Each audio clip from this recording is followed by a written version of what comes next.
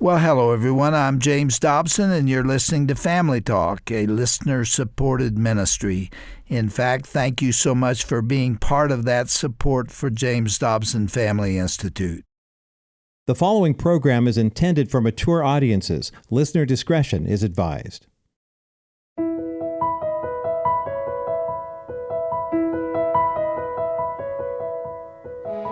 Did you know that 50% of all sexually transmitted infections occur in people ages 25 and younger? And that an estimated 55% of teens have had sex by the age of 18? These are truly shocking statistics. They are very telling of our culture's distorted view of the value of intimacy and the gift of sex within a marriage covenant. I'm Roger Marsh, and today on Family Talk, we're going to tackle the issue of sexual promiscuity and its consequences. Now, we are not here to heap guilt on people who have already made poor decisions in the past, but we are here to encourage parents to help your teens and preteens develop a healthy view of sexuality. This will help them as they navigate the questions and peer pressure of adolescence and beyond. During his time on earth, Jesus taught that his followers should be in the world, but not of the world. Sexual purity is a great example of that command in action in a Christian's life. On today's program, Dr. Dobson will be talking with Drs. Joe McIlhaney and Freda McKissic-Bush about their book, Girls Uncovered. Girls Uncovered presents scientific research on the development of young girls in today's promiscuous landscape. The doctors will discuss this research, as well as offer hope and encouragement to parents raising girls. Dr. Freda McKissic-Bush is a retired board-certified obstetrician gynecologist. She previously served as a medical advisor for Heartbeat International, CareNet, and the Center for Pregnancy Choices, Metro Jackson. Dr. Joe McIlhaney is also a board-certified OBGYN and also an infertility specialist. In 1995, he left his private practice of 28 years to devote his full-time attention to working with the Medical Institute for Sexual Health, a nonprofit research organization that he established in 1992. Dr. McIlhaney also previously served on the Presidential Advisory Council on HIV/AIDS. Dr. Dobson, Dr. McKissic-Bush, and Dr. McIlhaney have lots to discuss today, so let's listen in on their conversation right now on today's edition of Dr. James Dobson's Family Talk. I tell you, I've been working my way through this book, and there is so much information here. And there is just a tremendous wave of illness and problems associated with sexual behavior. Parents really do need to understand it. Dr. Bush, I'm going to give you the first question and ask you about the book. The title is Girls Uncovered, and that's kind of an odd title to put on a book. I think it explains itself a little bit in the subtitle when it says, New Research on What America's Sexual Culture Does to Young Women. But when you sat down to write this with Dr. McIlhaney, what was the primary theme you were trying to get across, especially to parents? This is aimed at parents, isn't it? Yes. We wrote this book to arm and inform parents with information that they can use to help protect their young girls from the lies that our society has presented to them. One of the principal lies is that we have normalized sex for teens as long as they protect themselves, and that protection is basically defined as condoms and contraception. Forgetting that sex involves the total person. It's not just a physical act. It involves the head, the heart, and the spirit of the person as well. Culture makes it appear as though there are no risks associated, that it's all recreation and it's all enjoyment without understanding the value of it. The second thing I was going to tell you is that the girls' aspirations and dreams for themselves include completing high school, having educational aspirations that for many includes obtaining higher degrees, doctoral degrees. They want to be married. Study on the future of young people have shown that most of them acknowledge that they want to marry, stay married, and have children within marriage. And expect to. and expect to. A huge percentage of them. A large percentage. 90% of girls in high school expect to be married.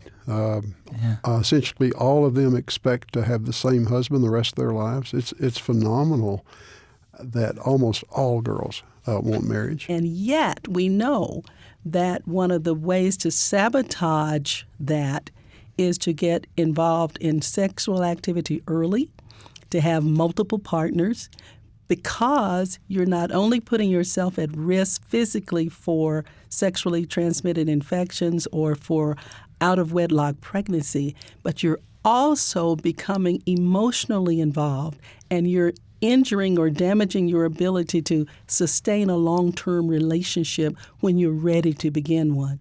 Sex is not just a physical act. It involves the whole person, body, mind, and spirit. And we are blindsided when we forget that.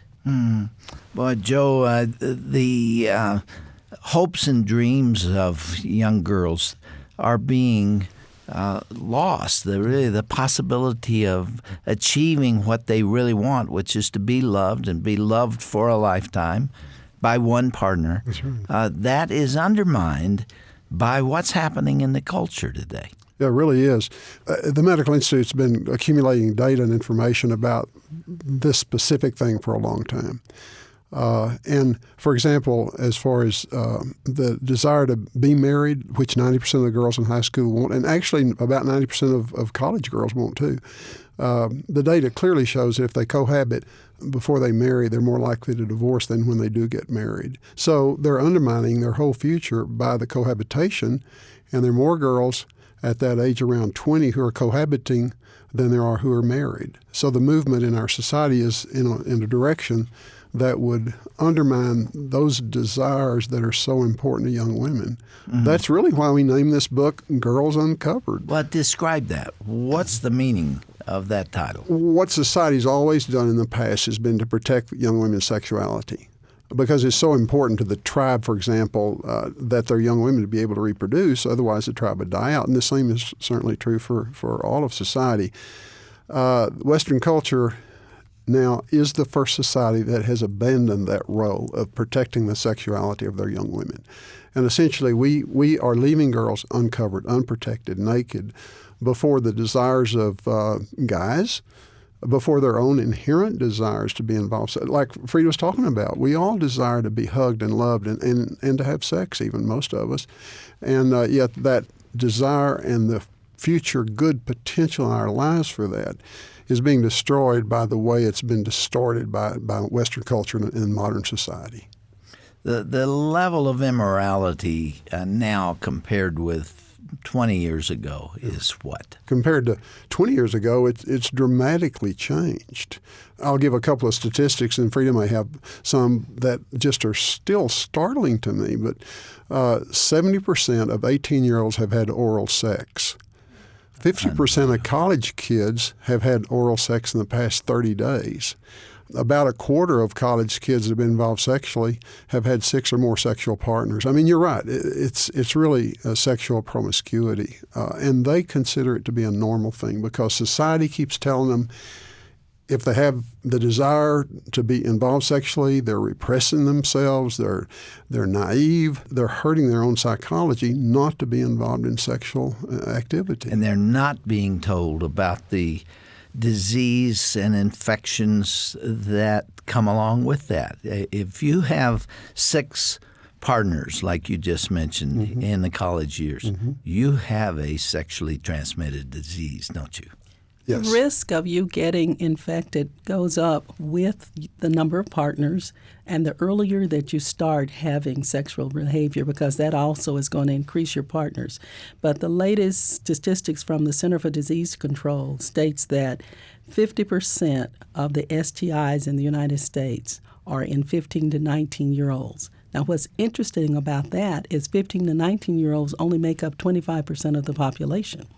So there is a lot of sexual promiscuity, and a lot of it is involved with drugs and alcohol. The hooking up culture really is fueled by use of alcohol or drugs, because to feel that comfortable with relating sexually with somebody that you just met, it usually takes the alcohol to decrease your inhibitions, which are normally there. You gave an illustration in your book of what often happens as a prelude to the hookup event. Young man or woman is going to college, they go off to a bar someplace, and they get half drunk, and their inhibitions are lowered, and then they go off to some private place and have sex, and they walk away as though it was nothing more than a meal together. And the next morning, they feel very differently about it. And I know that fuels the sexually transmitted infections also, because you can't look at someone and tell that they have an STI. 50% of the STIs are asymptomatic. They don't know that they've got them either. So unless you get tested on a regular basis, including every time you change partners, you may have a disease, chlamydia, gonorrhea, HPV, HIV. One point I want to add back on the HPV when I mentioned that is the fact that because we have a lot of oral, genital, and anal sex, the virus is transmitted by skin to skin. So wherever it enters the body, you can have an effect. There is an increase in head and neck cancers now that are positive for HPV. And an increase in anal cancers. And an increase in anal And oral cancer as well. That is correct. I have read that sometimes men will develop throat cancers for behavior that took place 25 years ago. Yeah, that's exactly and they're right. in their 40s now, Yeah. and they develop cancer, and they didn't even know they carried the disease or That's the exactly virus. right. Head and neck cancers used to be attributable to just smoking or excessive alcohol. But I did have a young lady in my practice that was 19 years old that was referred to me by an infectious disease physician because she was HIV positive. She had done a free screening at her local college, had a positive HIV test. In taking her sexual history, she had only had 2 partners in her lifetime. The first was her boyfriend in high school, who was HIV positive. The second was her husband, who was HIV negative. And you can best believe she wondered, if only I had waited. Dr. McIlhaney, one of your passions through the years is that schools and educational facilities are not warning young people of what's at stake here and not educating them about it, implying that if they are mature enough to make this decision, it's right for them, and they don't know what's at stake. That's right. Matter of fact, the thing that drove me out of practice to become involved full-time in this and leave my practice, which I loved, by the way. My practice was primarily infertility, working with couples who couldn't get pregnant.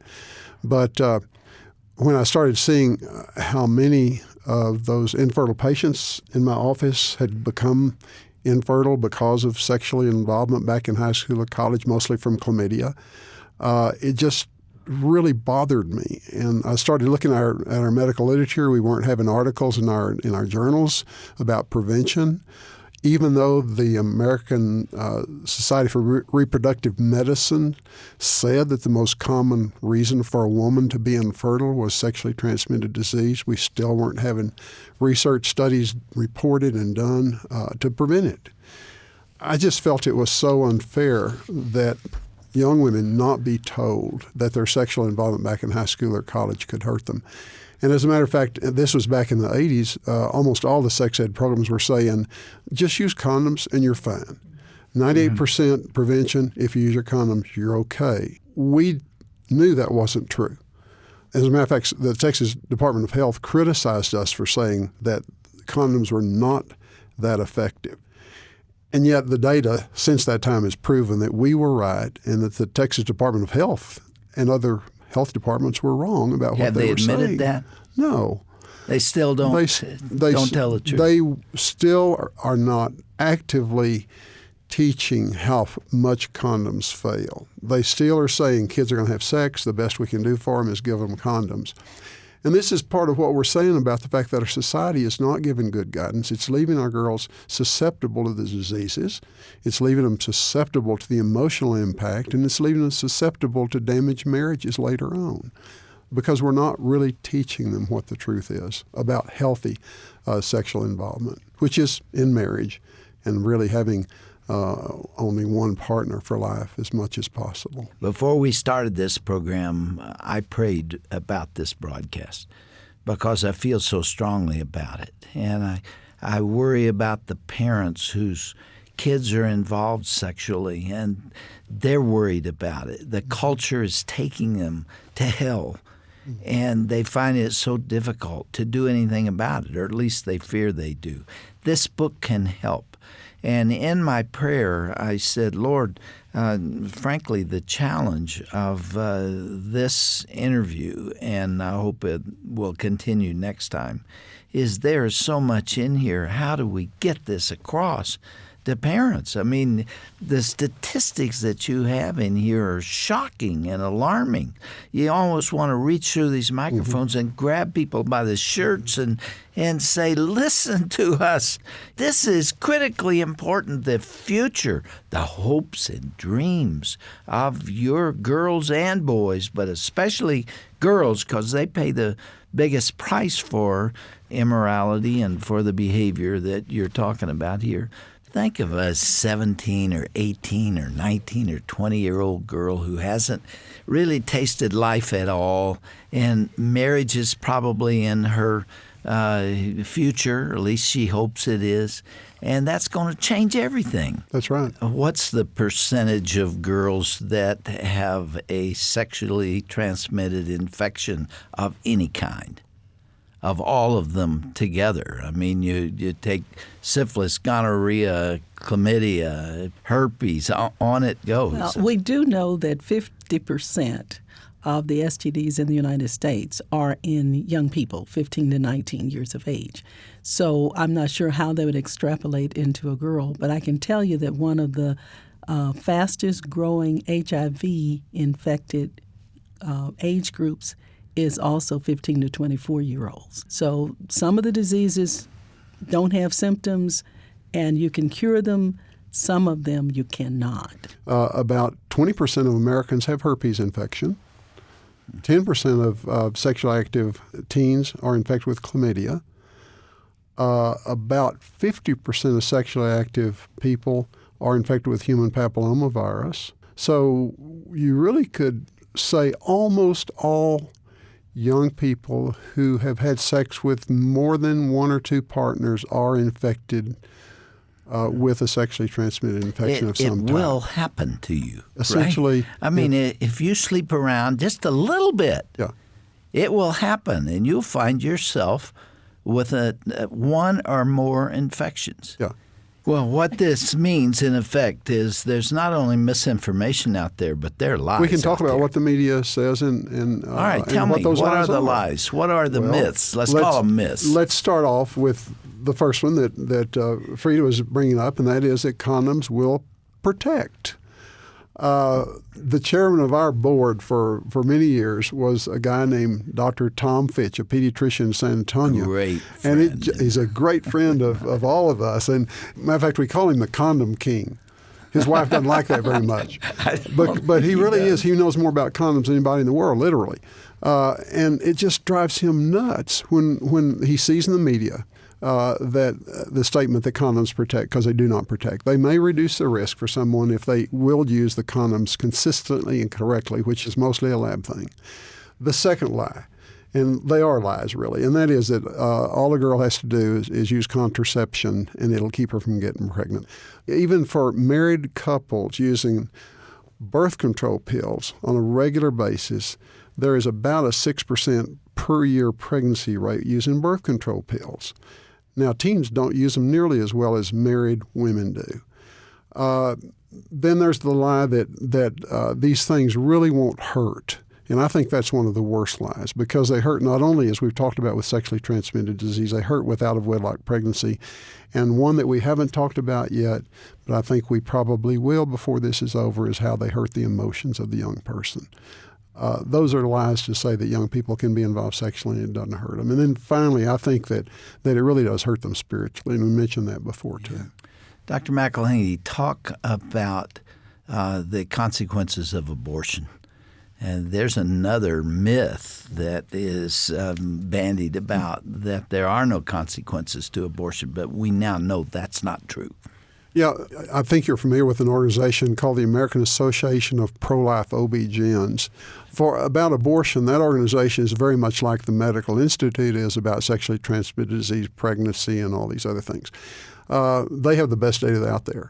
And they show that there probably is a direct relationship between abortion and breast cancer. They show that there is clearly a direct relationship between a woman who's had an abortion and a greatly increased risk of her being on drugs and alcohol and having depression. There's a very clear relationship between a woman having an abortion and ill health later on, even shortened life. There's almost for sure a direct relationship between an abortion and a woman's increased risk of attempting and committing suicide. And what you've just said is really evidence-based medicine. You can see the statistics. I mean, they will speak for themselves, and yet women are not told that there could be very serious consequences to abortion. And there has been a very large meta-analysis that has been published recently by Priscilla Coleman that outlines the psychological, emotional effect of abortion. And it is covering all of the literature that is available in the world. And so it is evidence-based that there is a significant effect emotionally and psychologically. Is that information suppressed?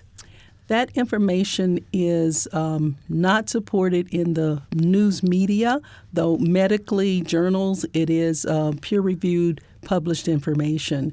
There's also a study that shows that there's an increased risk for premature labor, and premature infants are at greater risk for infant mortality. So in the African American community in particular, they talk about our high infant mortality rates, but we also have a high abortion rate. So it's not rocket science really to connect the two dots. It turns out that God knew what he was doing, and he gave guidelines for us and commandments to us in the Scripture.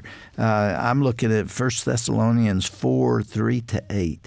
It is God's will that you should be sanctified, that you should avoid sexual immorality, that each of you should learn to control his own body in a way that is holy and honorable, not in passionate lust like the heathen who do not know God, and that in this matter no one should wrong his brother or take advantage of him. The Lord will punish men for such sins, as we have already told you and warned you. For God did not call us to be impure, but to live a holy life. Therefore, he who rejects this instruction does not reject man, but God, who gives you his Holy Spirit. That's pretty clear, isn't it? That ought to be taught to every teenager. That's right. And it's also important to know that God created sex, and he did it for a purpose. He made it enjoyable so that people would want to do it. They would repeat that behavior because pregnancy was expected to occur as a result of that behavior. And it would also attach or bond the two people, the mother and the father, together to take care of the children that were the offsprings of that act. Yeah. So he made it enjoyable. He made you want to repeat it so you would get pregnant and take care of the children, and the society would continue. So he designed it, he commanded it, but he gave you the ability to do it and to do it well. And within the context of marriage.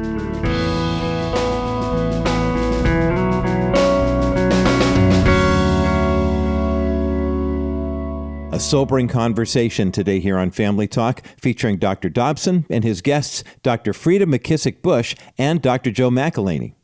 Their dialogue centered around Dr. McIlhaney and Dr. McKissic-Bush's book, Girls Uncovered. It was published back in 2011.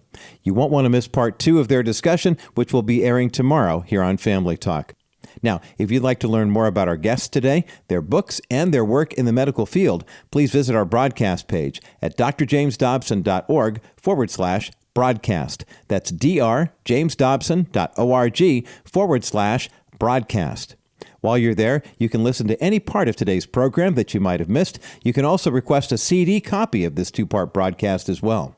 And remember, please don't hesitate to pick up the phone and give us a call as well. Our number is 877-732-6825. Our team is available for you 24 hours a day, 7 days a week, and ready to answer any questions you might have about the JDFI or the broadcast of Family Talk. We're also here to take your prayer requests and to pray with you over the phone as well. Again, that number is 877-732-6825.